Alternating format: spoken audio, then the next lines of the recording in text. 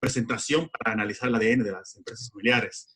Básicamente lo que yo le he denominado es construyendo paso a paso el futuro. El futuro no se construye de un día para otro. El futuro se construye a un largo plazo. Y es importante que todos sepamos que la parte importante de cualquier empresa, en cualquier rubro que se maneje, sea siempre la estrategia y la cultura. Entonces, por eso yo quiero dejarles a ustedes un primer mensaje esta noche, que es el siguiente: si planificas como en los años 90, sin conexión entre las partes, pues que Dios te bendiga. Vivimos en una sociedad interconectada, así que es importante que manejemos esto. Y acuérdense que una empresa familiar sigue siendo una empresa. Entonces yo quiero empezar con ustedes de la siguiente manera. Pues pensemos un momento en el día de ayer. El día de ayer tuvimos todos jornadas laborales en las diferentes industrias en las cuales trabajamos.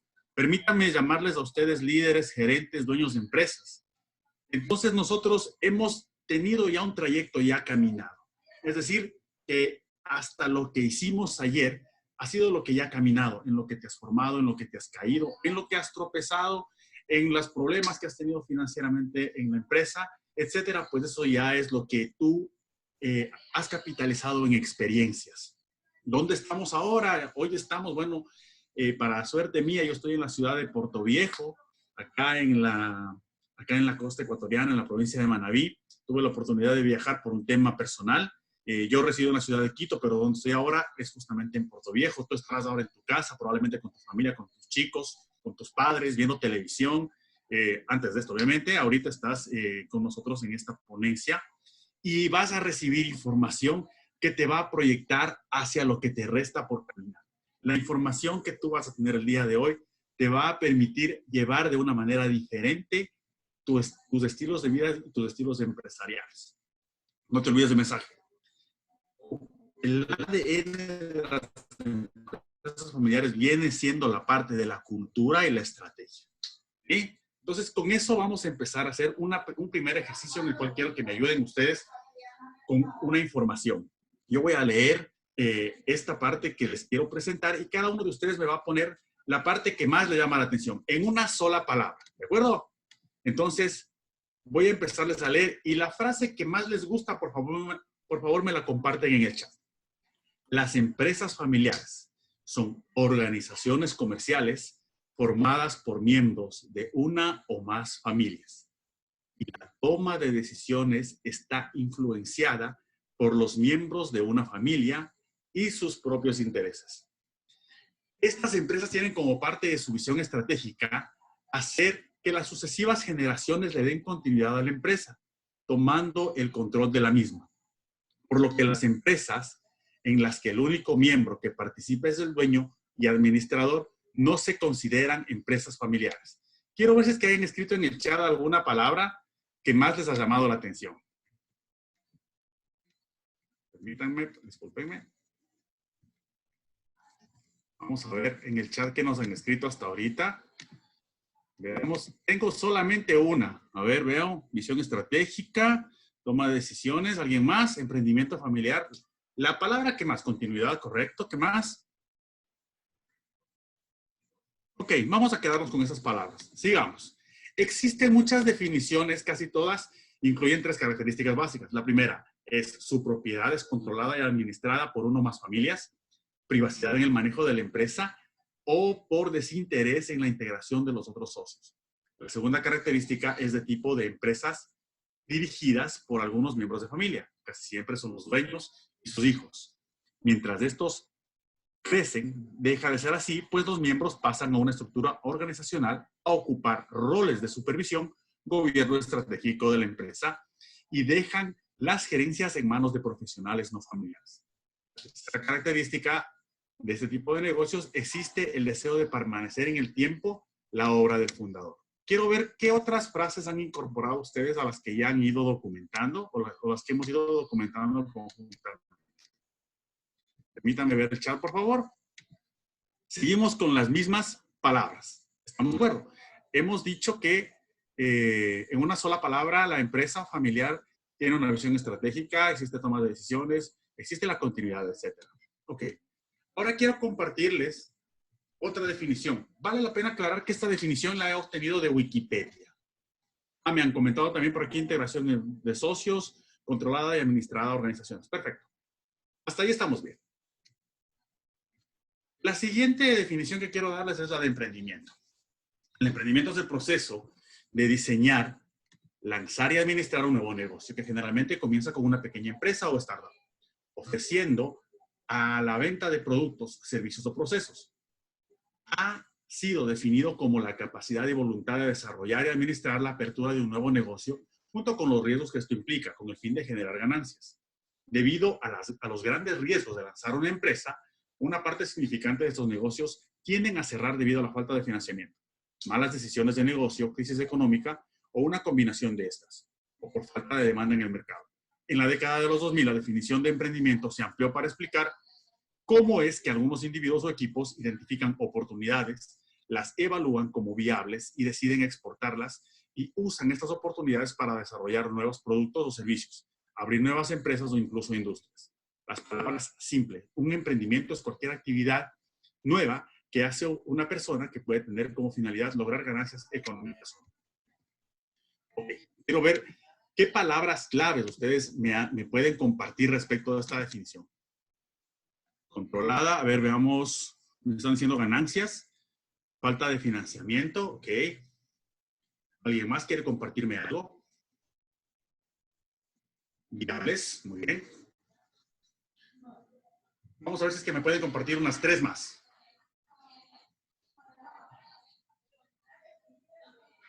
Vamos con diseñar un nuevo negocio. Chévere. Ok. Si ustedes se dan cuenta, emprendimiento. Muy bien. Estas 2 definiciones son de Wikipedia. Tema de ayuda. Correcto. Fíjense que las 2 definiciones son las que definen efectivamente a una empresa. Porque yo les pregunto a ustedes, ¿existe falta de financiamiento en una empresa? En determinado momento sí.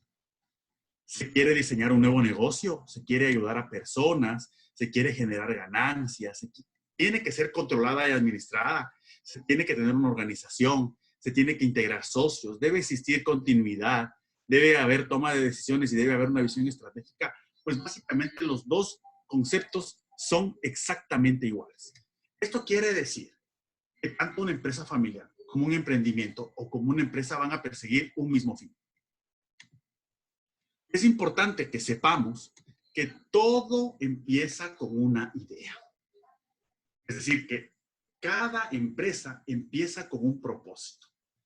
Por ejemplo, EcoAcademy es una empresa cuyo propósito es enseñar a personas, obviamente de una manera virtual.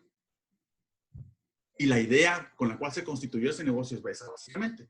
En el caso de Cuadrancia Cluster, es una empresa que se dedica a dar asesoría a empresas. Y lo que hace es propone a profesionales que pueden ayudar en diferentes ramas. Esa es la idea. Entonces yo quiero plantearles a ustedes un reto. El reto que quiero plantearles es lanzarse desde un edificio de 33 pisos. No mentira, ese no es el reto. El reto, quiero que ustedes lo hagan en casa, es vamos a poner en equilibrio 2 tenedores sobre 2 palillos en un ángulo de 90 grados.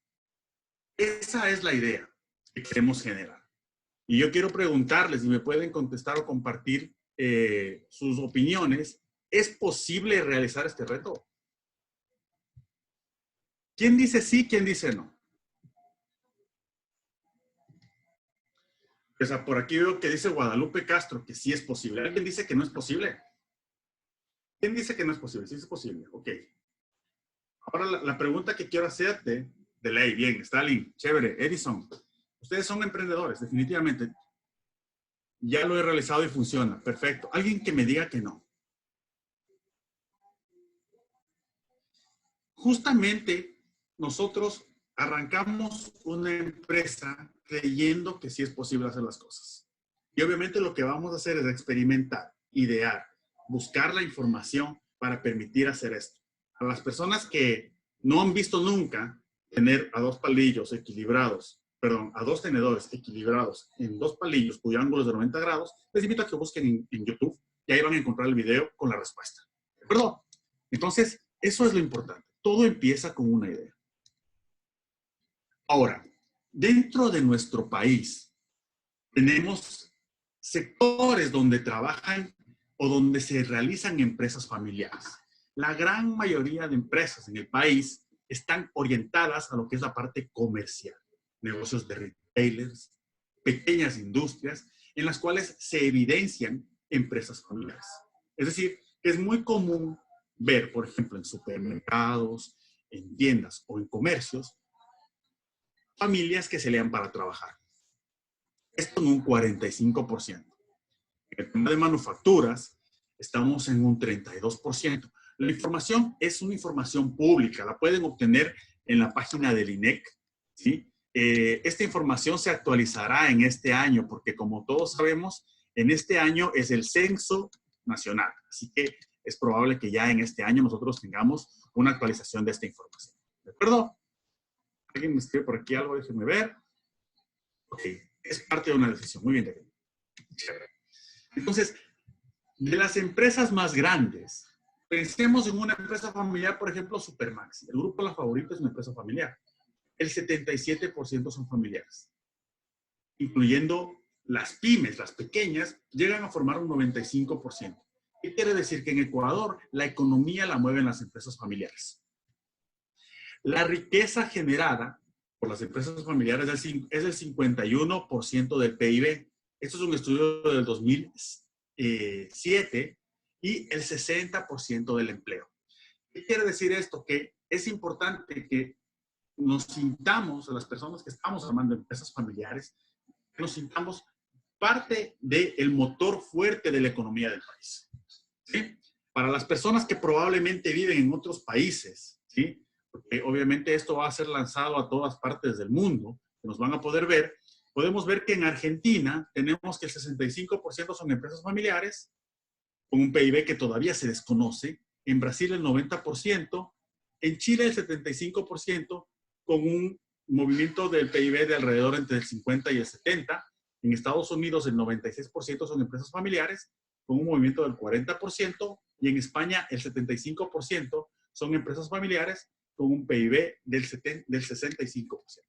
¿Qué quiere decir esto? Que se concluye que a nivel mundial las empresas familiares sí mueven la economía de los países. Tengo una buena noticia y una mala. La buena noticia es justamente esta, que tenemos la posibilidad de como empresas mover mucho dinero, mucho capital, dar trabajo a mucha gente, pero lamentablemente las empresas familiares no somos sostenibles en el tiempo. Solo el 30% de las empresas alcanza su segunda generación. ¿Qué quiere decir esto? Que una vez que el fundador deje la empresa familiar, no necesariamente por muerte, sino porque ya hay una sucesión, solamente 3 de cada 10 se sostienen en la segunda generación. 15 de cada 100 pasan a la tercera generación, es decir, a los nietos. Y el promedio de vida de una empresa está entre 24 a 30 años. Entonces, es importante que todos tomemos conciencia de esto para empezar a dar estrategias a las empresas para que sean sostenibles. Porque justamente hablábamos al inicio de la charla que nosotros veíamos a la empresa familiar como una empresa que tiene una visión estratégica. Entonces, nosotros no podemos generar empresas pequeñas de corto aliento, sino más bien de largo aliento. Básicamente el ADN de las empresas familiares viene por 3 partes importantes, que es la generación, la propiedad y el poder. Esta parte de la generación más adelante lo veremos, justamente lo conocemos con el nombre de empresa. Las razones para dar continuidad a las empresas familiares, obviamente, es ofrecer la oportunidad a los hijos para proporcionarles independencia y ejercer un control futuro. ¿Qué persona que tiene una empresa no quiere que su hijo se haga cargo de esta empresa para que no trabaje en una relación de dependencia? Entonces, es obviamente la sostenibilidad que queremos darle a las siguientes generaciones para darles a nuestros hijos justamente una estabilidad y una empresa que manejar y que conducir. Conservar la herencia y el legado familiar. Quería preguntarle al foro si es que alguien es dueño de alguna empresa familiar. Si me puede mandar un chatcito diciendo yo tengo una empresa familiar. O todos de alguna manera trabajan o quieren constituir una empresa, tal vez.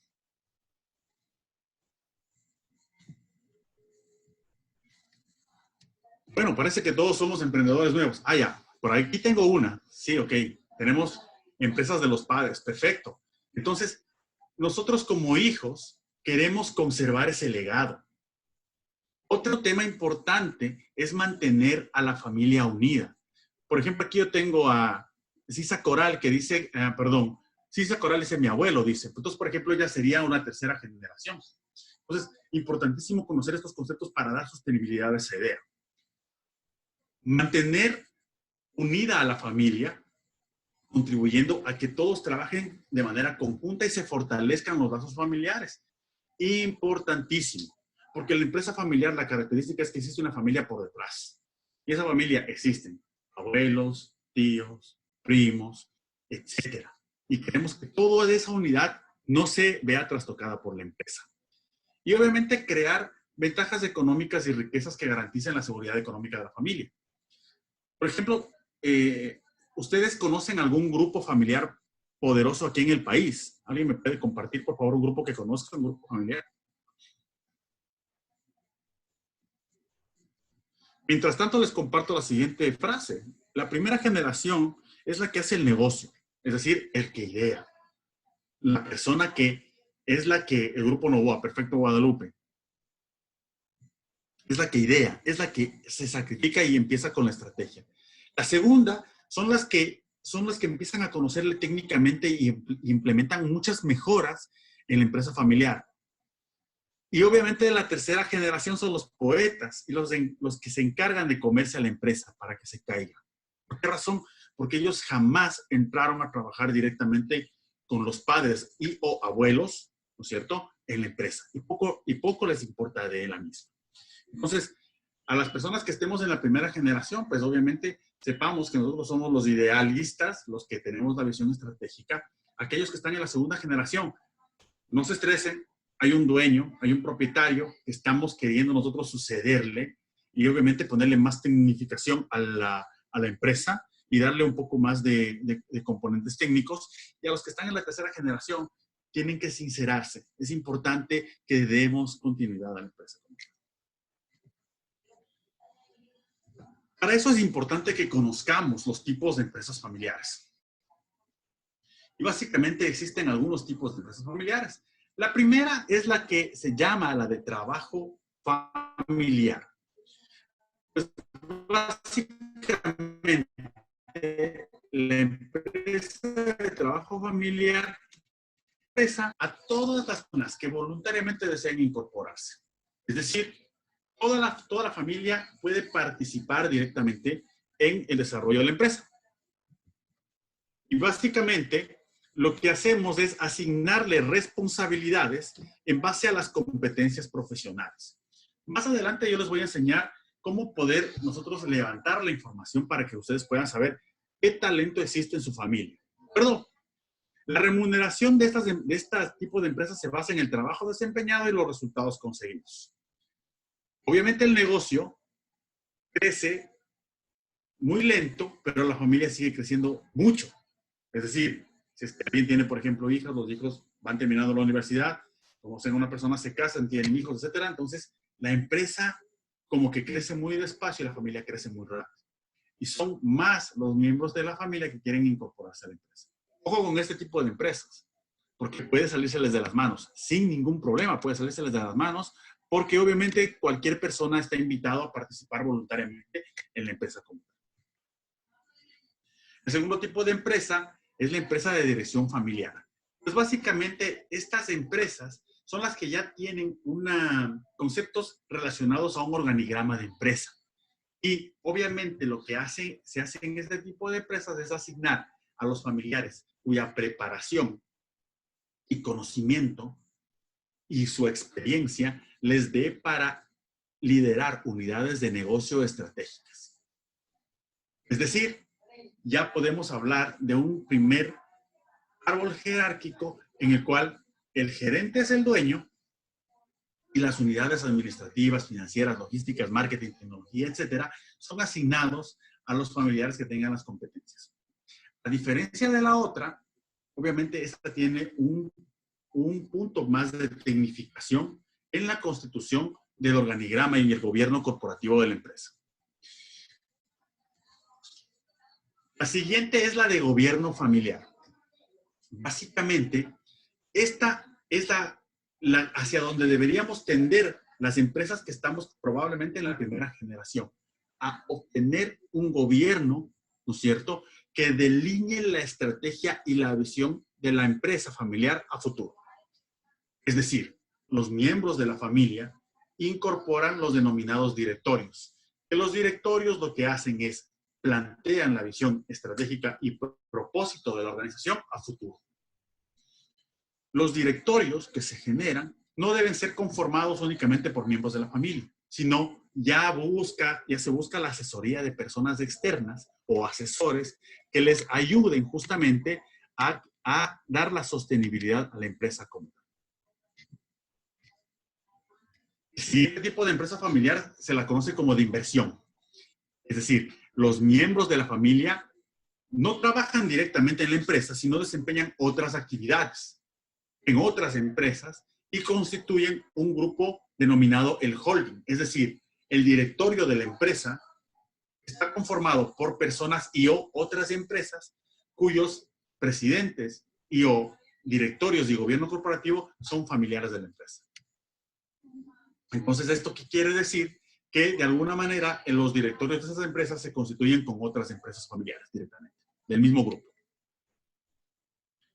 Y finalmente, lo que son las empresas coyunturales, que básicamente son empresas cuyos miembros están unidos por circunstancias históricas o por herencias, en las cuales los miembros aprovechan para participar y o negociar, ¿no es cierto?, para asociarse con personas terceras. Digamos que el involucramiento de la familia como que es mucho y poco, porque son básicamente herencias que se han realizado de las empresas como tal. Hasta este punto, no sé si tienen alguna pregunta.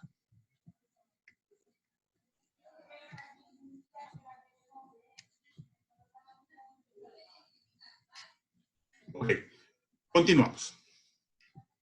Los sistemas presentes en el entorno. Es importante tomar en cuenta que en el entorno de los sistemas de las empresas familiares tenemos tres partes o sistemas presentes. El uno es la propiedad, el siguiente es la familia y el otro es la empresa. La relación de estos tres sistemas presentes es la que va a denotar las motivaciones que va a tener la persona respecto de la empresa, respecto a la propiedad y respecto a la familia. Entonces, vamos a ver la primera. La primera es en la cual está justamente la propiedad, es el número uno. Entonces, el propietario que no pertenece a una familia y que no trabaja en una empresa.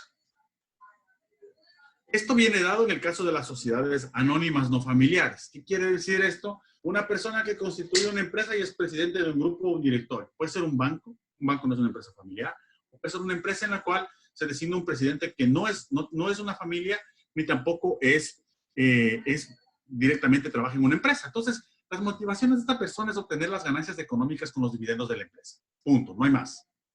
¿Ok? El número dos es el miembro que corresponde a la familia, no es propietario ni trabaja en la empresa. Básicamente es un familiar. Y el familiar lo que va a hacer es mirar por la unidad familiar. El número tres es el empleado que trabaja en la empresa, no es miembro de la familia, ni es propietario tampoco. Es decir, esta persona es un trabajador común y corriente que lo que busca es obtener estabilidad y condiciones óptimas para el trabajo. El cuarto es un propietario que trabaja en la empresa, pero no es miembro de la familia.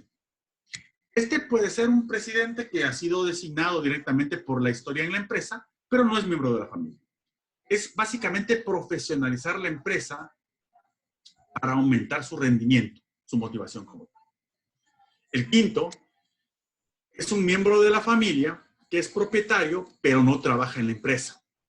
Pues básicamente esta persona forma parte del grupo familiar y es parte del directorio de los propietarios. Esta persona, al no trabajar en la empresa, lo único que está buscando es sus dividendos. Venir a fin de año y ver cuál es el retorno que le entrega la empresa. El punto número 6 es la persona que es un miembro de la familia, trabaja en la empresa, pero no es un propietario. ¿Qué quiere decir esto? Que es algún hijo, algún yerno, algún sobrino, algún pariente directamente que trabaje en la empresa.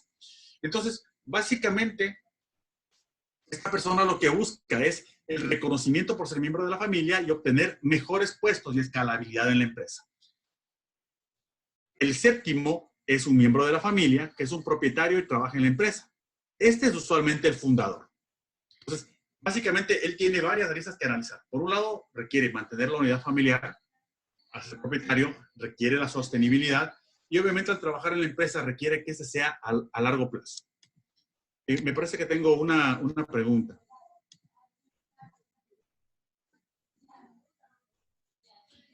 Me preguntan si es que el número 5 se le puede considerar un accionista, efectivamente, pero es un accionista que forma parte del grupo familiar.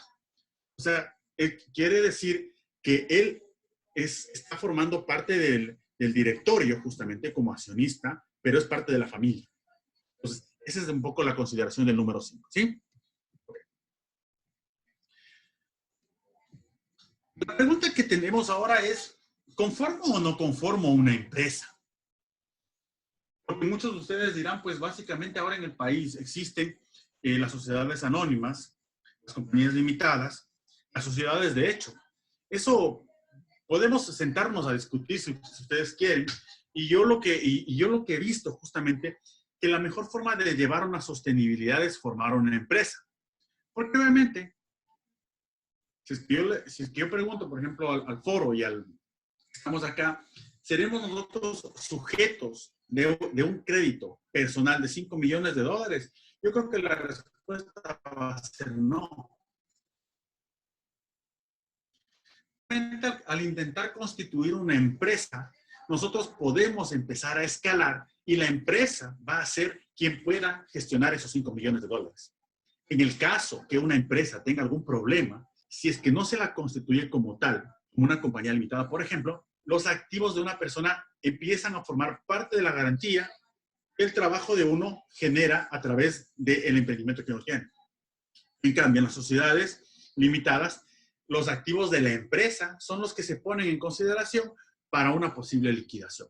Entonces, si ustedes me preguntan cuáles son las fortalezas principales de lo que es una generación de una empresa, es justamente esta, la sostenibilidad, el acceso a créditos bancarios, el acceso a créditos de fuentes internas, llamadas accionistas o llamadas financiamiento a través de entidades financieras, o directamente otra empresa que puede invertir en riesgo. Podemos entrar a los mercados de capitales privados. Por ejemplo, si ustedes ingresan a Investing, por ejemplo, no podemos ver nosotros la valoración de una persona natural. Siempre se ve de una persona jurídica o empresa.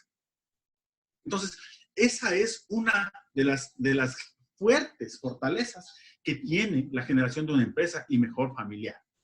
Ahora, dentro de las debilidades, pues básicamente es la velocidad con la cual se genera el gobierno corporativo. Porque si ustedes se preguntan, ¿cuánto me demoro yo en poder constituir una empresa? La mayoría de personas te dicen entre 30 a 90 días, como mínimo. Y tienes que hacer un montón de papeles, en la cual tiene que haber una constitución de empresa, tiene que haber reuniones, tiene que haber balances, tiene que haber un montón de cosas. De alguna manera eso le permiten o le hacen completamente engorroso la sostenibilidad de la empresa. Pero hacer eso, ¿no es cierto?, a escalar directamente y hacer que la empresa siga escalando en el tiempo, pues eso obviamente les puede llevar a una sostenibilidad futura. No con esto quiero decir que el día de mañana nos lancemos todos a crearnos empresas en la superintendencia de compañías, pero al menos nosotros ir construyendo nuestras ideas y empresas con esa visión directamente.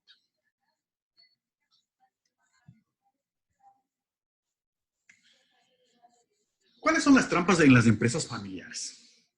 Pues básicamente las trampas en las empresas familiares está en el hecho de que el propietario se cree en la capacidad y en el derecho, ¿no es cierto?, de dirigir la empresa. Me ha pasado por experiencia propia, yo he trabajado en empresas familiares en el sector del austro, en el cual el dueño directamente disponía las cosas.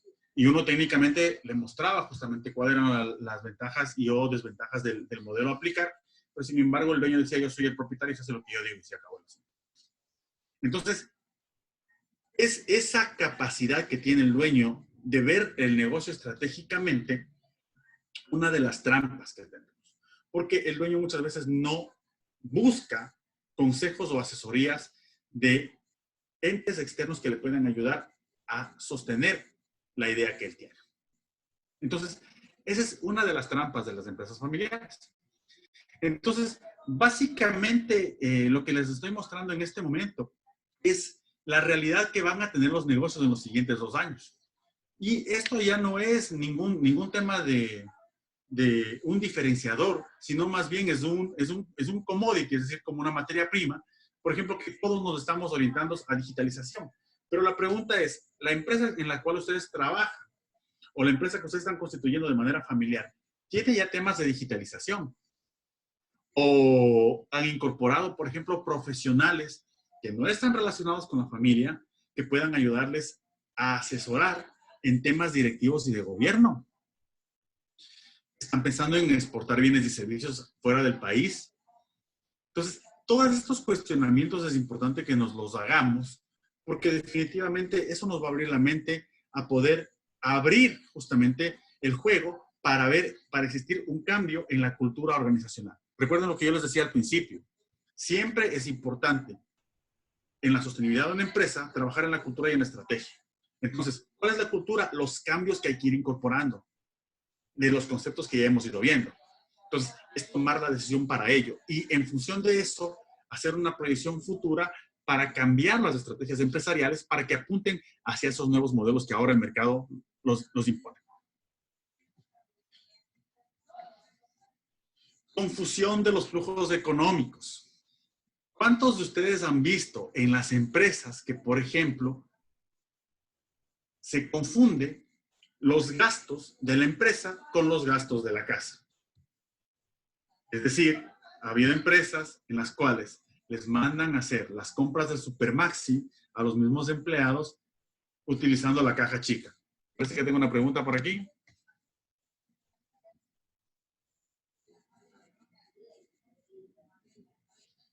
Me pregunta David por qué las empresas familiares no les gusta cumplir con los organismos de control. En realidad ahora la legislación es completamente difícil, ¿no?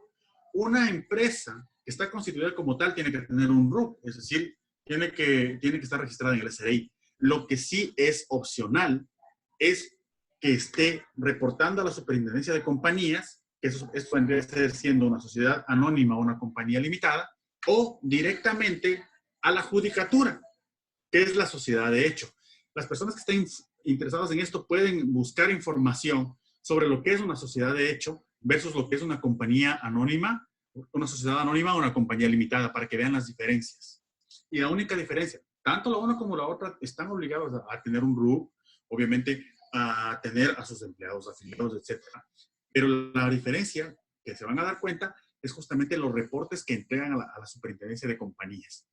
Ya les voy a mostrar justamente cómo poder obtener información de las empresas directamente de la página de la superintendencia de compañías. Okay. Otra de las confusiones es el rendimiento de inversión del capital de la empresa. Recuerden que las empresas a fin de año toman decisiones con respecto a su estado de resultados para analizar si reinvertir o repartir las utilidades entre los socios y o accionistas.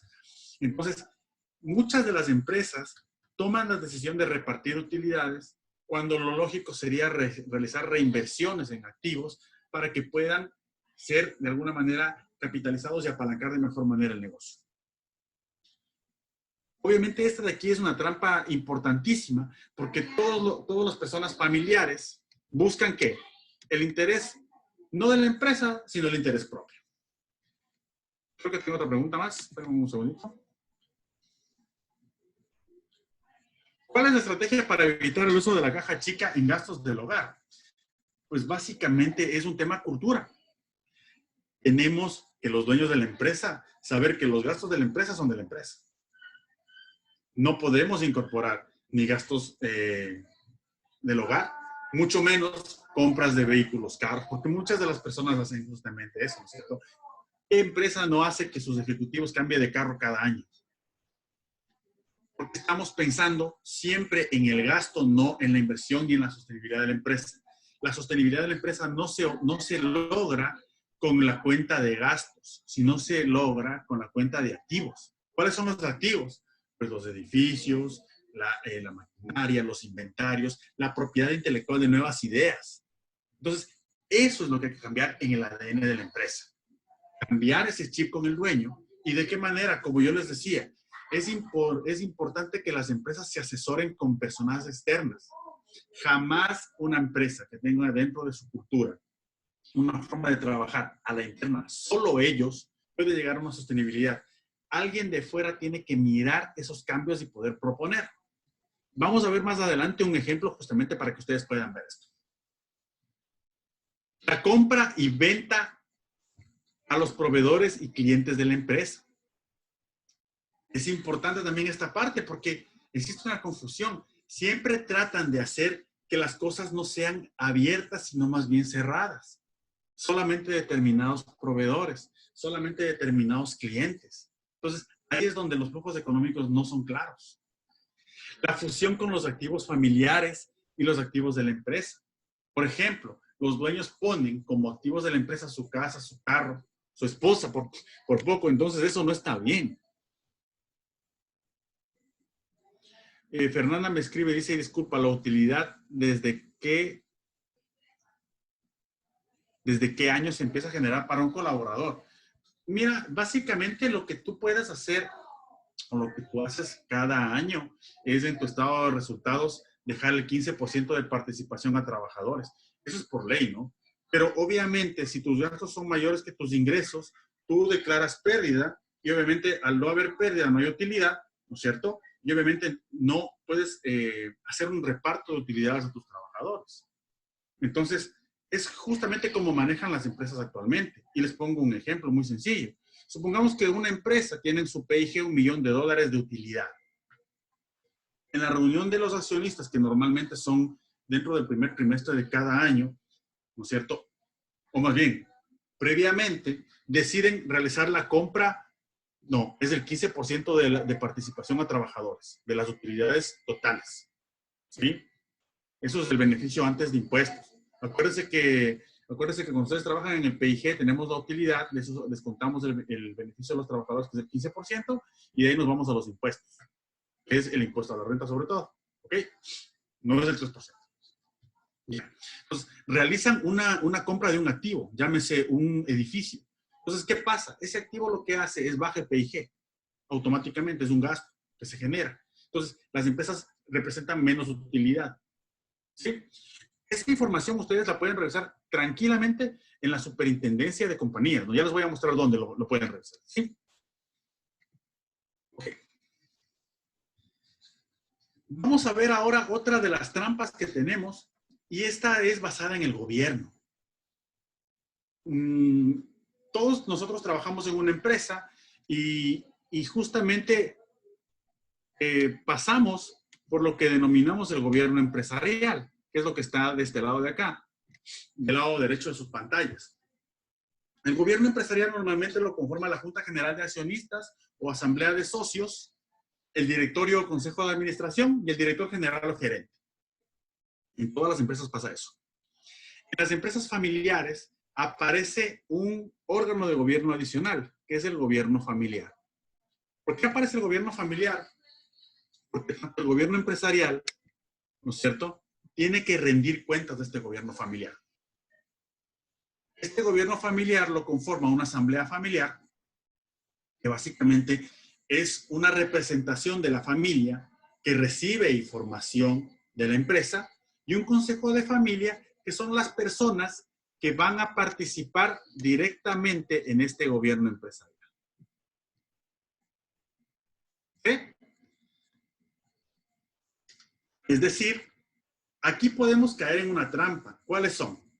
La confusión entre los lazos afectivos y los lazos contractuales y empresariales. Al inicio de la charla yo les decía que les voy a enseñar a hacer un genograma, se llama. ¿Cuál es el genograma de la familia? Ustedes tienen que saber esto. Saber quién es la cabeza de familia directamente, cuáles son las profesiones que tienen estas personas, en qué edad están y cómo está formada la familia. En este caso, por ejemplo, estoy haciendo un genograma de mi familia, ¿sí? Entonces, ustedes pueden ver del lado izquierdo de su pantalla, aquí está mi papá, ¿no es cierto? Él es una persona que nació el 23 de noviembre del 51. Aquí está mi mamá, aquí estoy yo, mi hermana con su esposo y mi hermano. De este lado, en cambio, está mi tío con su esposa, ¿no es cierto? Está la hija de mi tío con su esposo, la segunda hija de mi tío con su esposo y la tercera hija que es soltera. Solamente quiero que se pongan a pensar un rato, ¿qué pasaría si las dos familias formamos una empresa? La pregunta es, ¿de quién es la empresa? ¿Quién cree únicamente que son de las dos cabezas de familia, Marco Sánchez y Pedro Ayala? Díganme en sí.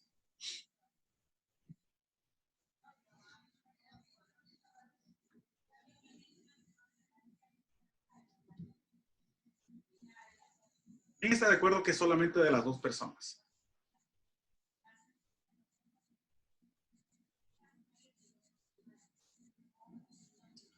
Guadalupe me dice que no.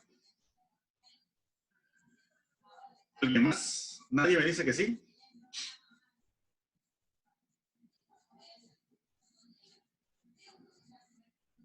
Todos son socios. Cristian Díaz me dice que todos son socios. Fíjense que aquí hay un concepto importante que hay que considerar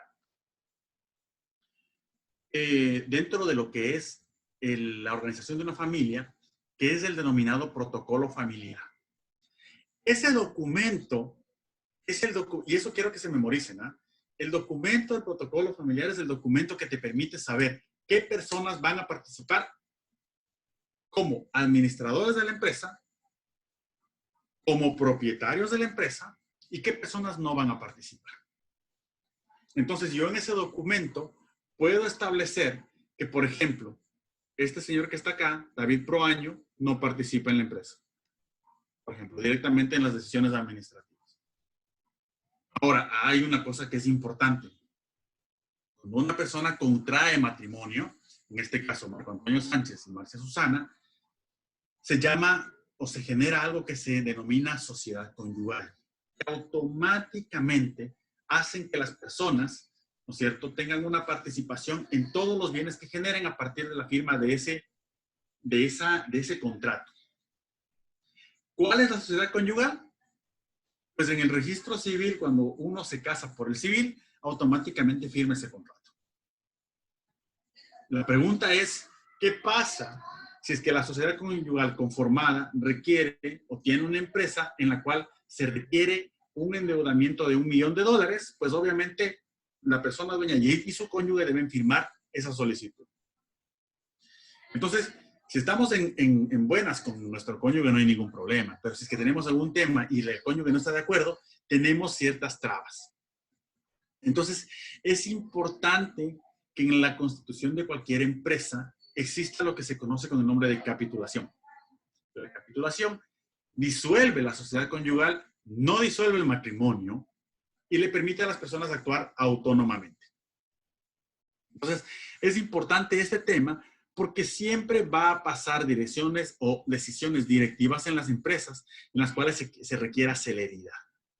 Con esto no quiero alarmarlos, no quiero decirle, vengan, ¿saben qué? Todo el mundo el día de mañana vamos a hacer el tema de separación de bienes con nuestro cónyuge o vamos a disolver la sociedad conyugal. Eso no quiere decir esto, sino que ya se vaya conversando directamente en la familia para ver si es que queremos conformar una empresa, esto tarde o temprano va a tener que tratarse como tal. Igual hacia nuestros hijos. ¿Por qué razón? Porque si no existe una capitulación, todas las personas que están formando parte del genograma de una familia forman parte directamente de la empresa como propietarios, con un porcentaje de participación. ¿De acuerdo? Entonces, la respuesta es, ¿todos son socios? Sí, claro. ¿Eso quién lo decide? justamente la sociedad conyugal que cada uno arma, ¿sí? Y quienes participan se lo arma a través del protocolo familiar. En esta lámina, ustedes pueden ver el ciclo de negocio. Para los que son del área comercial, van a entender que el ciclo de negocio siempre es que la documentación, empezar a posicionarse, justamente ya la expansión del negocio, y luego viene una estabilización. Dentro de lo que son el ciclo de la organización, tranquilamente puede formar esta curva, que es justamente el crecimiento de la empresa y el declive. Acuérdense lo que yo les mencionaba. Muchas de las empresas no pasan de la tercera generación. Y es precisamente por estos cambios abruptos en el gobierno, justamente.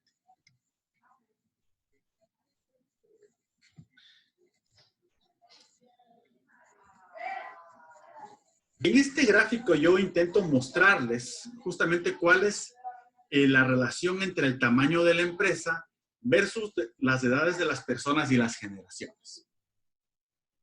Entonces vamos a ver justamente cómo empieza una empresa familiar, ¿no es cierto? Con una persona que es el propietario más o menos entre los 30 a 35 años, empieza con la empresa y obviamente entra en una primera etapa en la cual intenta sobrevivir. Eso pasa. O sea, no quiere decir que las empresas se crean y empiezan ya exitosas. Hay que luchar por sobrevivir. Estabilizar el negocio, crecer y revitalizarlo. Empezar a buscar justamente nuevos inversionistas, nuevos mercados para poder crecer. Pero obviamente este lapso de tiempo nos lleva alrededor de entre 30 y 40 años. Entonces la primera generación, como el primer propietario, empieza a los 30 y termina a los 70 años. Más o menos a los 50 ya va a entrar la segunda generación, donde mi hijo ya obviamente se graduó de la universidad y ya va a empezar a entrar a participar en la empresa como tal. Y obviamente la idea con la cual va a entrar mi hijo ya no es una idea de sobrevivir, porque la empresa, para bien o para mal, está de alguna manera funcionando. Él lo que va a buscar es formalizar todos los sistemas gobernantes y de gestión a través de un proceso más técnico. Y va a pensar en una reestructuración de la propiedad. ¿Qué quiere decir esto? Que va a pensar en que los dueños de la empresa y los accionistas no necesariamente van a ser personas naturales, sino probablemente empresas. Y la tercera generación, igual, entra a los 30 años hasta los 50, ya empieza a trabajar en temas de liquidez y empieza un declive con una crisis estructural. ¿Por qué razón? Porque obviamente la tercera generación no tiene la visión del dueño inicial de la empresa. Y es ahí donde se requiere, vuelvo a repetirles, el tema de una asesoría externa como tal. Básicamente, tengo una pregunta. Espérenme un segundo, por favor. ¿De quién depende que la primera generación deje de hacer cambios a la segunda generación?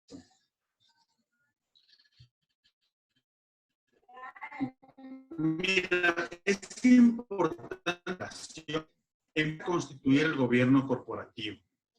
¿Qué es el gobierno corporativo? El gobierno corporativo es la empresa. Normalmente en nuestro país y en otros países de Latinoamérica siempre se componen estos directorios con los miembros de la familia. Está bien hasta cierto punto, pero siempre se requiere asesores externos en las empresas. Porque es un asesor externo en la empresa quien le va a hacer un benchmarking entre cómo funciona, digamos, el mercado versus cómo está funcionando la empresa de él. Y es importante que esos cambios se lo incorpore, ¿dónde? En la cultura. Volvemos nuevamente al origen. Es importante que la cultura de la organización sea adecuadamente manejada. ¿Sí? Entonces, básicamente, en la segunda generación hay más de 2 herederos. ¿Cómo afectaría a la empresa? Justamente el problema que tenemos en las empresas es ese, justamente. Porque a la final de cuentas, el dueño de la empresa tiene que suceder a uno de los herederos. No puede haber 2 presidentes en una empresa. Entonces, ¿Cómo funciona? Pues básicamente a través, recuerdan que yo les mencionaba del protocolo familiar. El protocolo familiar es el instrumento que establece todos los lineamientos que van a gobernar la empresa. Si es que en ese protocolo familiar no quiero confundirle con estatuto, porque en realidad no es un estatuto, sino es, digamos, un conjunto de leyes y lineamientos que van a decidir cuál de los dos herederos son los directamente involucrados en participar en las funciones de presidente, ya sea por sus conocimientos, por su experiencia, por algún tipo de evaluación que se realice. Entiendo que si la dueña no quiere asesorías ni apoyo externo, así existe la predisposición de los herederos, la empresa desaparecería. Definitivamente sí, porque si es que una dueña se cierra en el tema de que yo soy la única que mueve todo esto, pues obviamente la empresa va a pique. ¿Por qué razón? Porque no se está tocando culturalmente a la empresa. Las palabras que de alguna manera clásicamente se manejan dentro de la visión de la empresa siempre tienen que ver con el tema de comunidad, cliente, personas, compromiso, ética, sostenibilidad, innovación, calidad, confianza y justicia. Esas son las cosas que deberían mover de alguna manera las fibras de la empresa y deberían ser los propósitos de transformación. Si yo les pregunto, ¿ustedes han podido ver las visiones de sus empresas? Muchas de ellas tienen que ver con estas aristas que he mencionado. Muchas de estas quieren tener de alguna manera temas de mejoras de calidad, de sostenibilidad, ya sea económica, ya sea en operativa, etcétera. Ser de alguna manera pioneras o líderes en cuanto a un grupo de mercado de clientes, etcétera. Tengo otra pregunta más. Espérenme un segundo, por favor.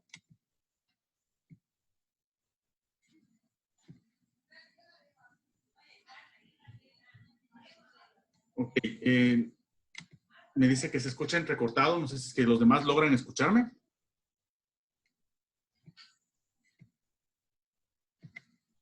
Ok, continuemos. Antes de pasar esta lámina, quiero compartirles la forma en la cual ustedes pueden, de alguna manera, buscar información de empresas en la superintendencia de compañías. Ustedes ingresando al link de supercias.gov.es, este es el portal, pueden obtener información a través del portal de información en el cual ustedes pueden buscar justamente las compañías por nombre. ¿De acuerdo? Básicamente yo lo que me he permitido buscar para ustedes esta noche es justamente un nombre de una compañía. La compañía que he buscado yo es Corporación La Tablita, por ejemplo.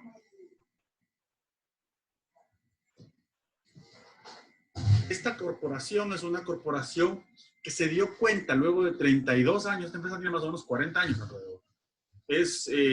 Fue conformada al inicio por dos personas, por una señora y su cuñada, y obviamente la idea de ellos inicialmente fue trabajar con todo lo que tiene que ver con carnes. El grupo de La Tablita es un grupo económico que mueve no solamente La Tablita del Tártaro, sino Pollos Tropical y otras empresas adheridas a. Entonces, si ustedes se dan cuenta, por ejemplo, ¿cómo me doy cuenta que esta empresa ya tiene una organización parecida a un gobierno corporativo? Porque veo dentro de su paquete accionario, donde pude encontrar esta información con el nombre de la empresa, veo los socios accionistas de que había una corporación. Pues veo que dentro del paquete accionario, básicamente en un porcentaje de 50% para cada socio, están formándolo empresas. Entonces, esta empresa entendió que no necesariamente se puede conformar un directorio con solamente personas naturales, sino con empresas directamente. Y si ustedes pueden ver, por ejemplo, en la parte de acá de estados financieros, ustedes pueden ver también cómo estamos trabajando o cómo esta empresa está trabajando en función de su estado de situación. Aquí está la parte de los activos. Miren, aquí tenemos los activos. Sí, más o menos tenemos por acá. Esta información es completamente pública, ¿no? Ustedes pueden accederla sin ningún problema. Tenemos el estado de resultados, cómo están las ventas de esta empresa, ¿cierto? El estado de flujos de efectivo, los cambios de patrimonio. Es importante que ustedes accedan a esta información, es completamente pública, ¿cierto? Y también pueden ustedes entrar a ver los documentos en línea de esta empresa. ¿Qué quiere decir? ¿Cómo se constituyó? ¿Cuáles son los nombramientos? ¿Cuáles son los oficios de transferencia? Todo lo que son los extractos de la escritura pública de generación, la publicación, los cambios del objeto social, los balances, la nómina de socios, los informes de comisario, las auditorías que se realizan periódicamente. ¿Sí? Entonces, hay vasta información para revisar, como para que ustedes empiecen a investigar empresas, ¿sí? Y justamente vean cómo son los movimientos de las mismas. Y con esto es importante, ustedes pueden tener con esto un nice to have, que sería lo óptimo tener directamente en cada una de sus empresas, y de alguna manera, en función de eso, poder ustedes empezar a construir los cambios culturales y organizacionales en la suya. Bueno, quiero compartirles también un caso de una empresa que es la empresa del grupo Graiman. Por cuestiones de tiempo no me va a dar el tiempo para poder compartirles el video, pero ustedes lo pueden buscar en YouTube. El caso de la empresa Graiman es una empresa ecuatoriana que nace hace más de 55 años, lleva 3 generaciones. Esta empresa no solamente está hecha a cargo de la parte de lo que es manejo de cerámicas, sino tiene algunos negocios en los cuales está incluido lugares de diversión en la ciudad de Cuenca. Entonces, es importante que ustedes vean justamente cómo es el comportamiento de esta empresa familiar y van a darse cuenta que uno de los principales factores de esta empresa es precisamente el cambio cultural, la sinergia y apoyo entre las empresas del grupo y la visión de mantener varios negocios caminando en paralelo. El grupo de industrias Graiman incluye 12 empresas en lo que son industrias químicas, industrias de vías, industrias de diversión como por ejemplo Millennium Plaza, Sport Planet, etc.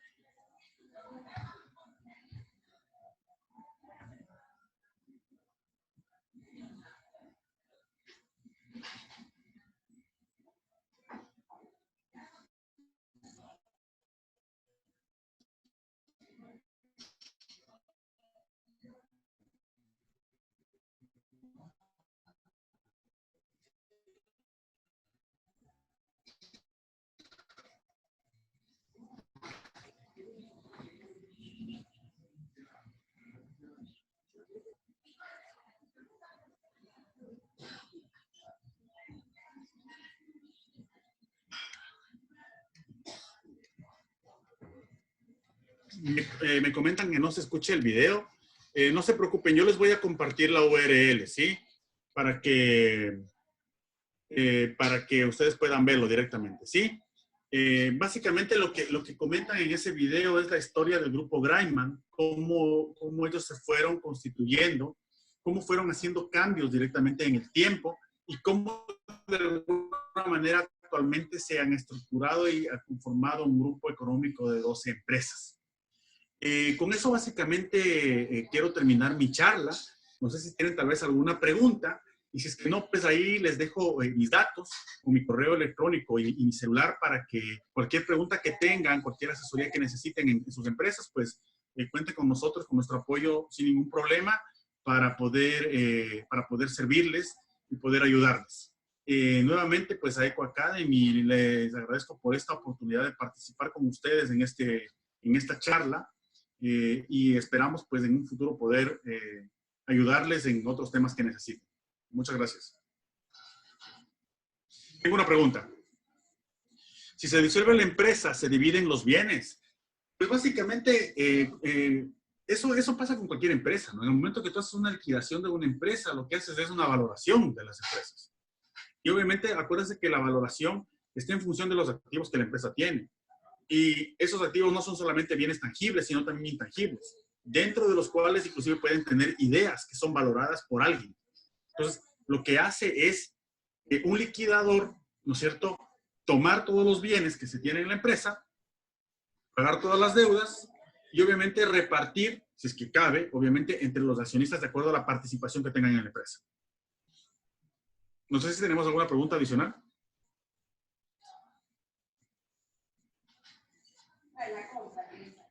Bueno, veo que no.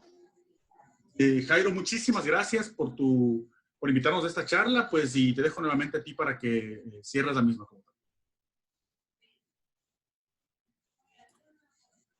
Muchas gracias, Marco. Muchísimas gracias a todos por su asistencia. Básicamente, Eco Academy les agradece por su presencia, por su asistencia a este taller. Nada más recordarles que nos pueden seguir en nuestras redes sociales como @ecoacademy. Y suscríbanse, como les habíamos dicho al inicio de la charla, para que les lleguen las notificaciones de los siguientes talleres que vamos a estar empezando. Asimismo, de los cursos que tenemos disponibles para ustedes. Nos pueden seguir también en Instagram como @ecoacademy1.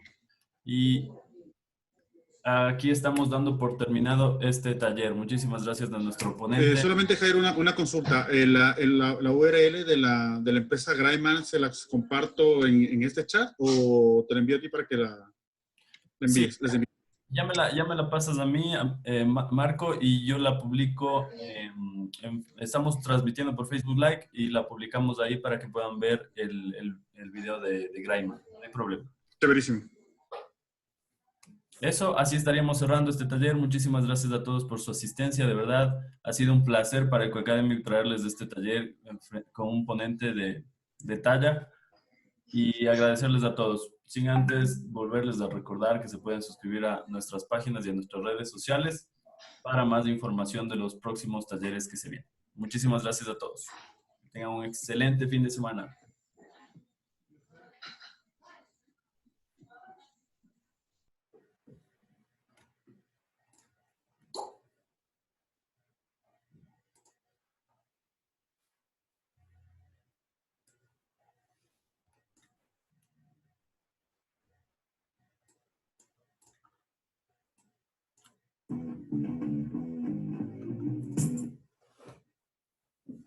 Let's suppose that you're writing a really important email to a colleague.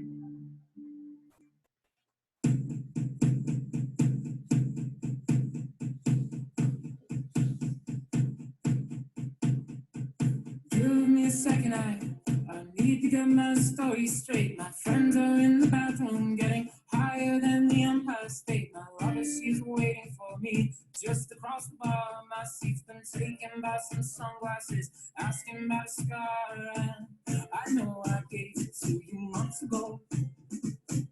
I know you're trying to forget, but between the drinks and subtle things, the holes in my apologies, you know, I'm trying hard to take it back.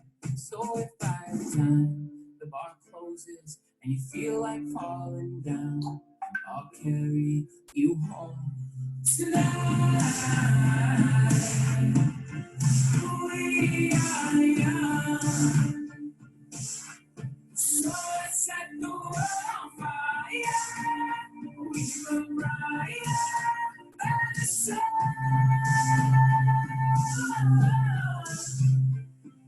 Tonight,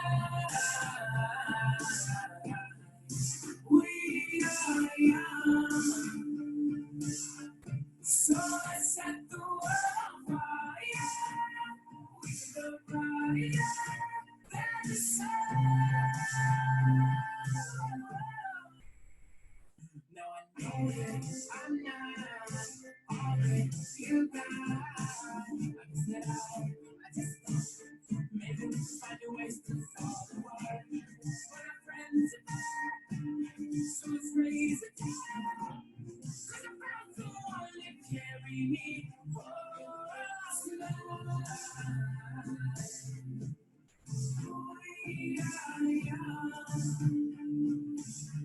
So let's set the world on fire.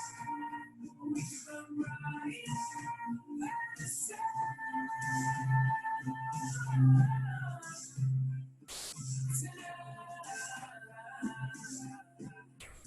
We are young.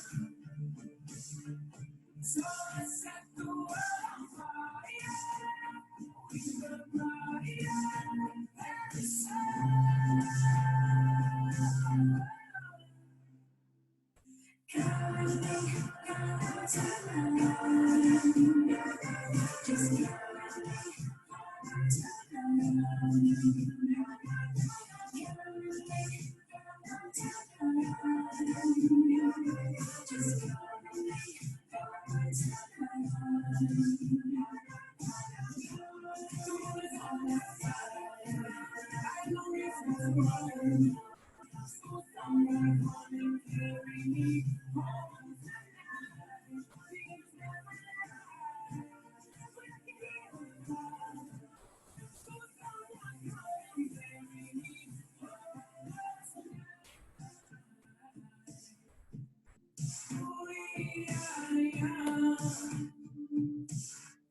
So let's set the world on fire. We can burn bright and the sun.